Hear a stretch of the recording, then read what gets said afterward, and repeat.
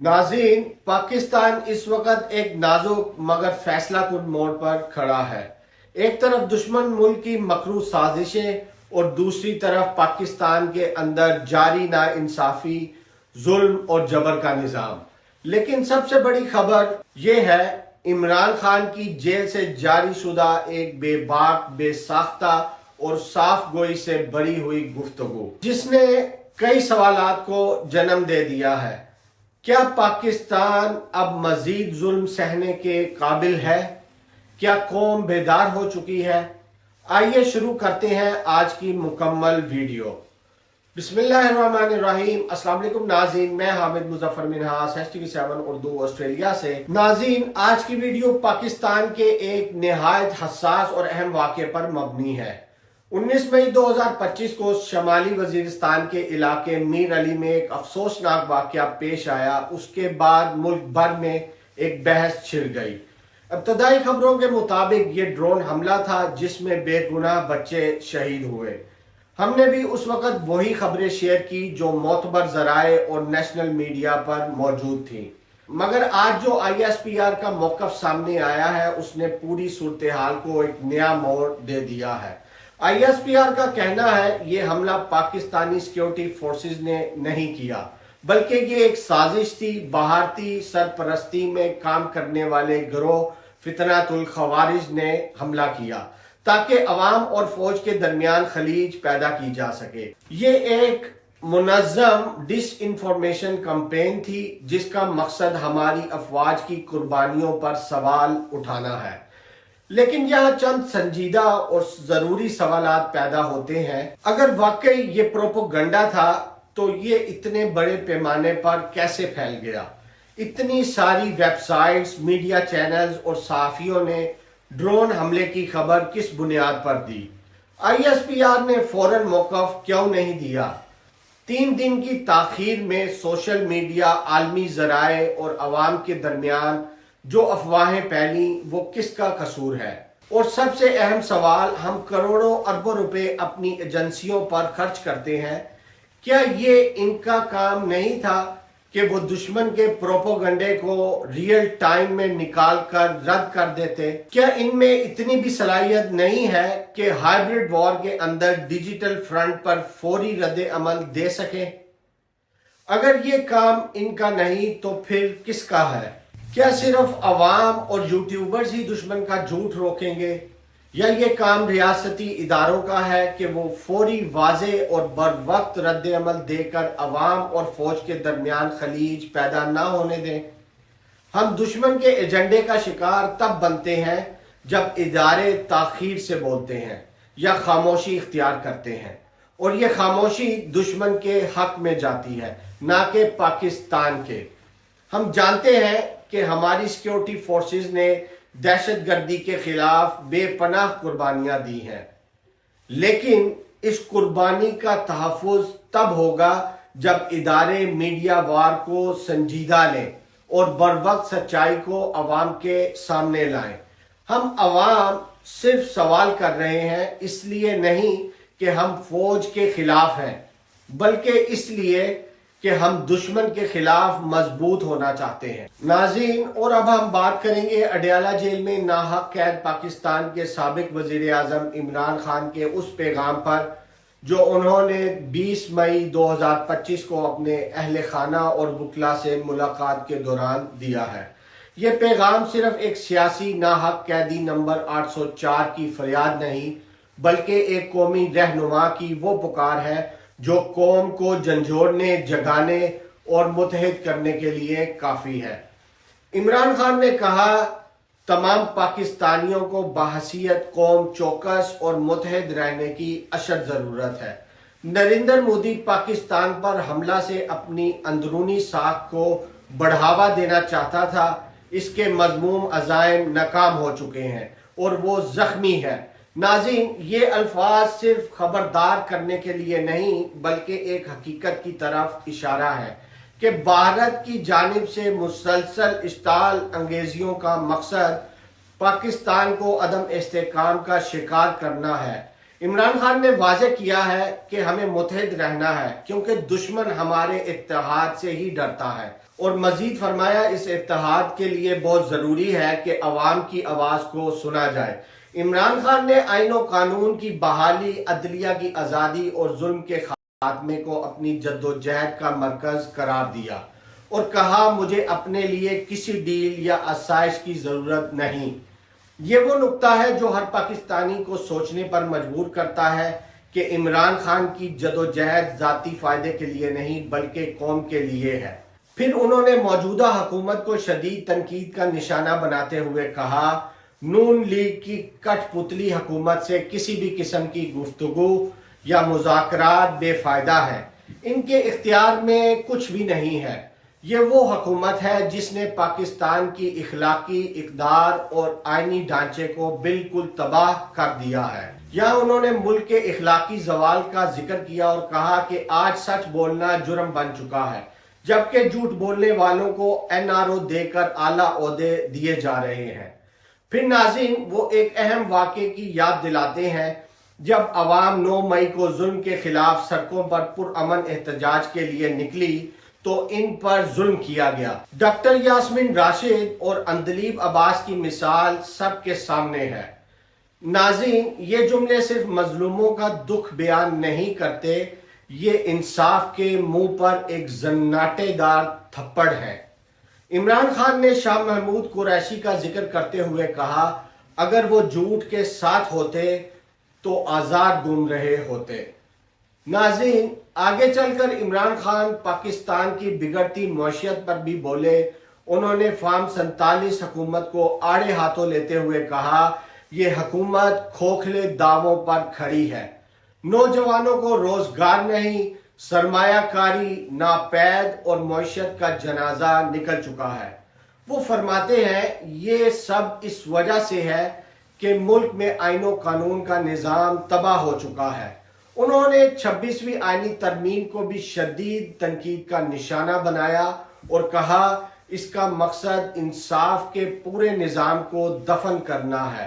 इमरान खान ने इंसानी हकूक़ की पामालियों, सियासी कारकुनों की अगवाकारी, ख़वातीन की गिरफ्तारियों और चादर और चार दीवारी की बेहुरमती पर भी कर्ब से लब कुशाई की। इनका कहना था कि कुफर का निज़ाम चल सकता है मगर जुल्म का निज़ाम नहीं। आखिर में इमरान खान ने कासिम और सुलेमान के इंटरव्यू का तस्करा करते हुए कहा कि इन्हें इस बात पर फख्र है कि पाकिस्तानी अवाम ने सच्चाई की आवाज़ को सुना और सराहा। उन्होंने कहा, मेरे साथ जेल में गैर इंसानी सलूक जारी है। मेरी किताबें, मेरे मुआलिज, मेरे बच्चों तक मेरी रसाई बंद है। और अपने तमाम साथियों को खैराज तहसीन पेश करते हुए फरमाया, जो लोग नाजायज फौजी अदालतों की वजह से कैद में हैं वो बहादुरी का इस्तारा है। नाज़रीन, ये पैगाम किसी आम सियासी बयान से बहुत बुलंद है। ये आवाज़ है इस कौम की जो हक, अदल और आज़ादी के लिए लड़ रही है। तो नाज़रीन, अब चलते हैं इमरान खान साहब के फुल मैसेज की तरफ के उनके ट्विटर अकाउंट से क्या मैसेज ट्वीट किया गया है। तमाम पाकिस्तानियों को बहसीयत कौम चौकस और मुत्तहिद रहने की अशद ज़रूरत है। नरेंद्र मोदी पाकिस्तान पर हमले से अपनी अंदरूनी साख को बढ़ावा देना चाहता था। इसके मज़मूम अज़ाइम नाकाम हो चुके हैं और वो ज़ख्मी है। वो अपनी रसवाई के बाद मज़ीद हमाकत करेगा, जिसके लिए हमें बतौर कौम तैयार रहना चाहिए। इन हालात में मुल्क व कौम को इत्तेहाद और यगानगत की बहुत ज़रूरत है। इस इत्तेहाद के लिए बहुत ज़रूरी है कि अवाम की आवाज़ को सुना जाए। मैंने हमेशा कहा है कि पाकिस्तान की खातिर आईन और कानून की बहाली, अदलिया की आज़ादी और जुल्म के खात्मे के लिए जिसके पास इख्तियार है, इससे बात करने के लिए तैयार हूँ। मुझे अपने लिए किसी डील या आसाइश की ज़रूरत नहीं। नून लीग की कठपुतली हुकूमत से किसी भी किस्म की गुफ्तगू या मुज़ाकरात बेफ़ायदा है। इस हुकूमत का झूठे इक़दार से चिमटे रहने के सिवा कोई मकसद नहीं। इनके इख्तियार में कुछ भी नहीं है। ये वो हुकूमत है जिसने पाकिस्तान की इखलाकी इक़दार और आइनी ढांचे को बिल्कुल तबाह करके रख दिया है। पाकिस्तान का जो तहजीबी और इखलाकी ढांचा थोड़ा बहुत कायम था, वो इन लोगों ने पिछले 2 साल में मुकम्मल तौर पर तबाह कर दिया है। चोर होना या डाकू होना इस वक्त इक़दार की چور ہونا یا ڈاکو ہونا اس وقت اقتدار کی علامت بن چکا ہے۔ آج کے حالات ایسے ہیں کہ اگر آپ امر بالمعروف پر یقین رکھتے ہیں، اگر آپ نیکی اور سچائی کا راستہ دکھاتے ہیں تو آپ جرم کے مرتکب سمجھے جاتے ہیں۔ آج کے پاکستان میں جن کو NRO ملتا ہے وہی سب بڑے دعووں پر برجمان ہوتے ہیں۔ جو چوروں کے ساتھ کھڑے ہیں انہیں معافی ملتی ہے، لیکن جو سچ کے ساتھ کھڑے ہیں وہ جیل میں ڈالے جا رہے ہیں۔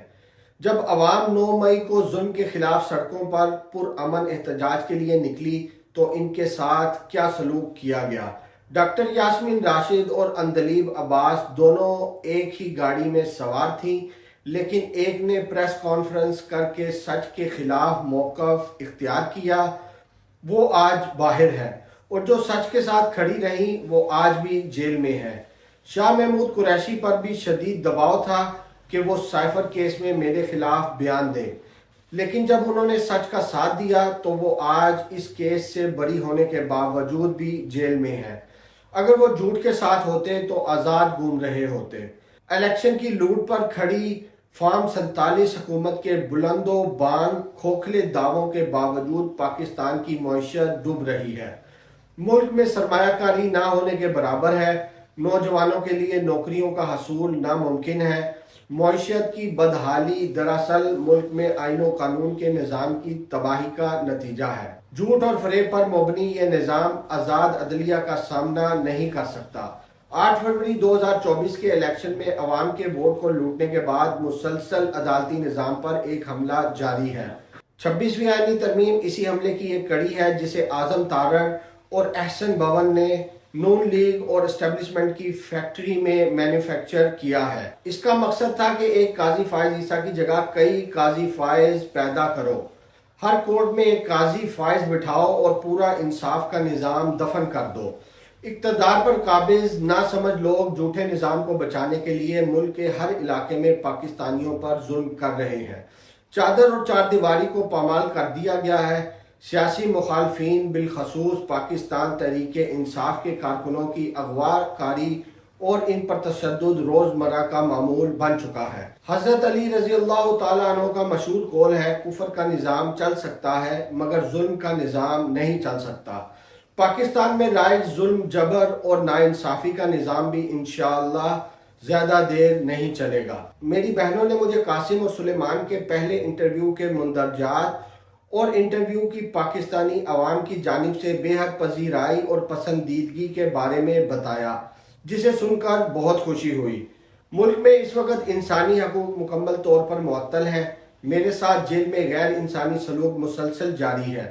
میرے بچوں سے کئی ماہ میری بات نہیں کروائی جاتی، میری کتابیں تک نہیں پہنچنے دی جاتی اور نہ ہی میرے ذاتی معالج تک رسائی دی جاتی ہے۔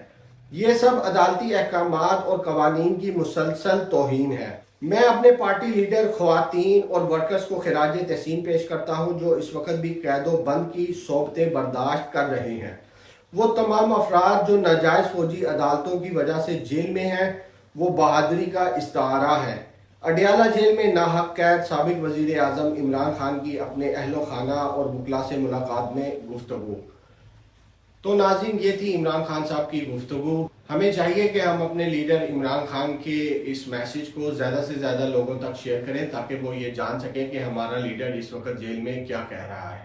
اللہ تعالیٰ اسی طرح ہمارے لیڈر کا حوصلہ مضبوط اور بلند رکھے اور ہمارے ملک اور عمران خان کی حفاظت کرے، آمین۔ ناظرین، اگر آپ کو میری یہ ویڈیو پسند آئی ہو تو اس ویڈیو کو زیادہ سے زیادہ شیئر کریں تاکہ ہر پاکستانی تک عمران خان کی سچائی اور قربانی کا پیغام پہنچ سکے۔ اگر آپ کو عمران خان کا پورا پیغام پڑھنا ہے تو میں اپنی ڈسکرپشن کے اندر ان کا پیغام کاپی پیسٹ کر دوں گا، وہاں سے آپ ان کا پورا پیغام پڑھ سکتے ہیں۔ تو ناظرین، اب تک کے لیے بس اتنا ہی۔ میں حامد مظفر منہاس STV7 اردو آسٹریلیا سے۔ مزید ایسی تازہ ترین خبروں اور اپڈیٹس کے لیے ہمارے چینل کے ساتھ جڑے رہیں۔ تب تک کے لیے اللہ حافظ۔ السلام علیکم ورحمۃ اللہ وبرکاتہ۔ ناظرین، اگر آپ کو میری یہ ویڈیو پسند آئی ہو تو اس ویڈیو کو زیادہ سے زیادہ شیئر کریں تاکہ ہر پاکستانی تک عمران خان کی سچائی اور قربانی کا پیغام پہنچ سکے۔ اگر آپ کو عمران خان کا پورا پیغام پڑھنا ہے تو میں اپنی ڈسکرپشن کے اندر ان کا پیغام کاپی پیسٹ کر دوں گا، وہاں سے آپ ان کا پورا پیغام پڑھ سکتے ہیں۔ تو ناظرین، اب تک کے لیے بس اتنا ہی۔ میں حامد مظفر منہاس STV7 اردو آسٹریلیا سے۔ مزید ایسی تازہ ترین خبروں اور اپڈیٹس کے لیے ہمارے چینل کے ساتھ جڑے رہیں۔ تب تک کے لیے اللہ حافظ۔ السلام علیکم ورحمۃ اللہ وبرکاتہ۔ ناظرین، اگر آپ کو میری یہ ویڈیو پسند آئی ہو تو اس ویڈیو کو زیادہ سے زیادہ شیئر کریں تاکہ ہر پاکستانی تک عمران خان کی سچائی اور قربانی کا پیغام پہنچ سکے۔ اگر آپ کو عمران خان کا پورا پیغام پڑھنا ہے تو میں اپنی ڈسکرپشن کے اندر ان کا پیغام